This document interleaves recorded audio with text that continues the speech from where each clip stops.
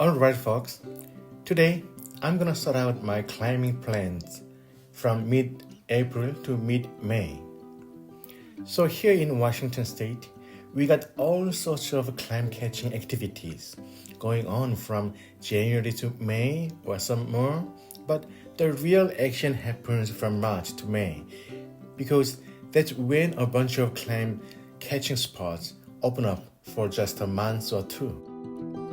And get this, the seaweed or sea mustard harvesting season, which lasts only a month, kicks off from mid-April to mid-May.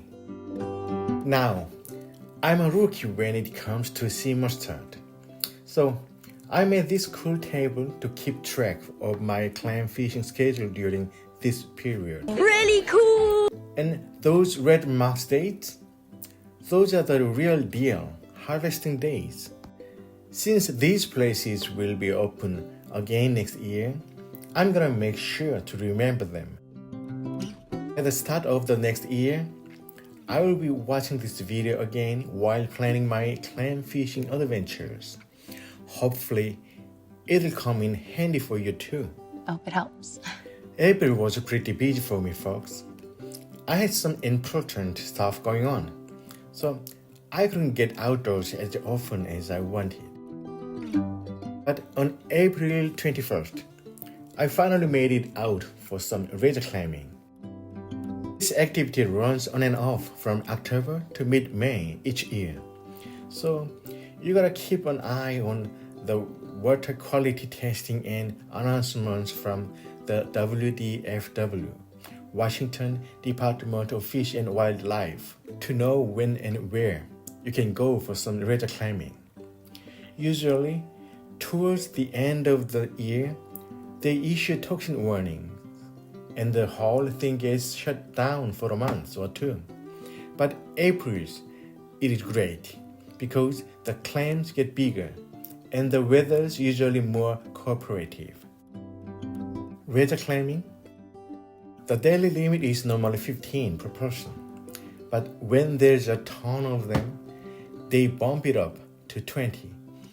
And on that day, both my wife and I hit the limit, so bagging ourselves 40 clams. The next day was Earth Day, and I swung by a nearby park. They were giving away free tree seedlings, so I grabbed 2 and planted it at my house. Gotta show some love to Mother Nature, right? Then on April 24th, I headed out foraging in the North Bay. It's this cool spot where you can collect oysters and clams all in one go. The first half of this year, you can do it from March to April, and then again from September to October 15th every year. I only went there once this year, and honestly, the oysters were a bit lackluster. They looked cloudy, and I wasn't too thrilled about them. The daily limit is 18 oysters and 40 clams per person. On that day, my wife and I managed to gather 36 oysters and a full 80 clams. Not bad for limited quantities. Actually, that was pretty good. April 26th. Finally, the day I went to collect sea mustard for the first time. This is a special opportunity that only comes around from April 16th to May 15th each year. You can find it at 3 locations: Port Townsend, Fort Flagler, and Fort eBay. The daily limit is 10 pounds per person. Now, I gotta admit, I was total newbie at this, but I did learn a bunch of new things. I'm thinking I'll make a separate video all about it.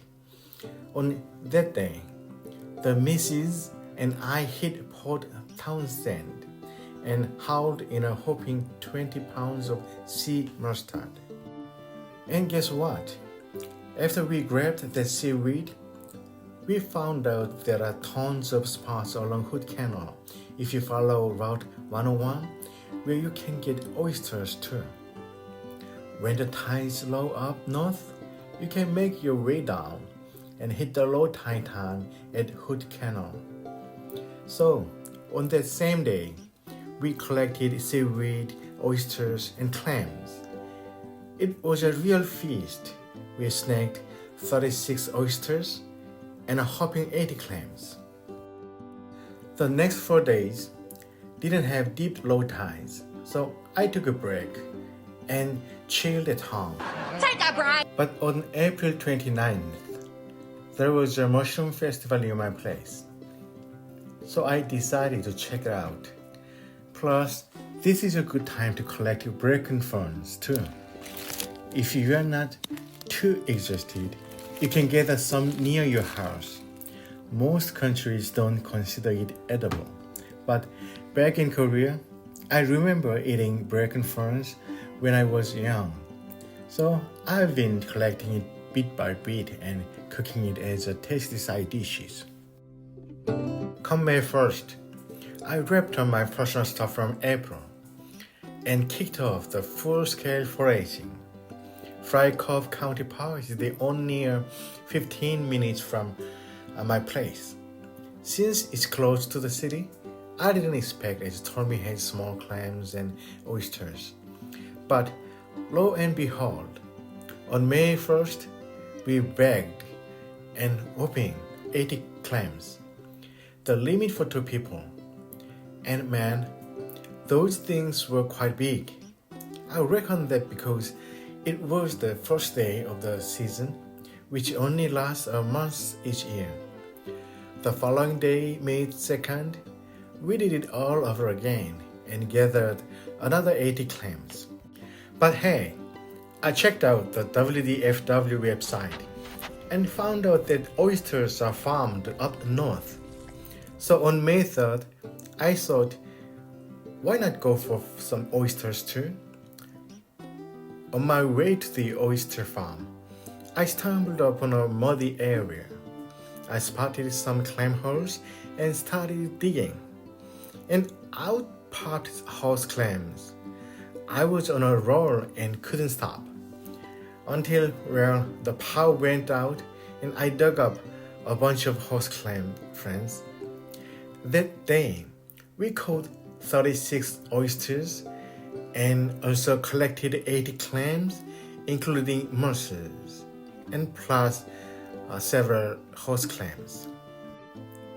May 4th rolled around, and I was still thrilled about the horse clamming adventure from the day before. So I thought, why not go for it again? Of course, I didn't forget about the oysters and clams too. So I went out there and had a blast catching those horse clams along with some oysters and clams. Let me tell you, folks, my time at Fry Cove County Park was unexpectedly fun. I'm definitely gonna make a separate video about this part. Looking at the schedule, you can see there are plenty of other climbing opportunities, but this year I only managed to experience 4 days like this. Horse clams was a new and exciting experience, but it was tough, and truth be told, it didn't taste as good as razor clam. So I have decided to give Fry Cove County Park another visit next year, with a focus on razor clamming when the season opens again on May 6th. This is last season or first half of this year. The upcoming schedule is all about collecting razor clams and seaweed. So on May 6th, I went razor clamming at Copalis Beach. It was the easiest razor clamming I've ever done. I caught a limit of 40 clams for 2 people in 30 minutes. The next day, on May 8th, I went to harvest sea mustard. This time, I went to Fort Flagler. There was a bit more variety of seaweed than in Port Townsend. Of course, I didn't forget to collect some oysters on the way back. The very next day, May 9th, I was back at it, razor clamming on Monarch Beach.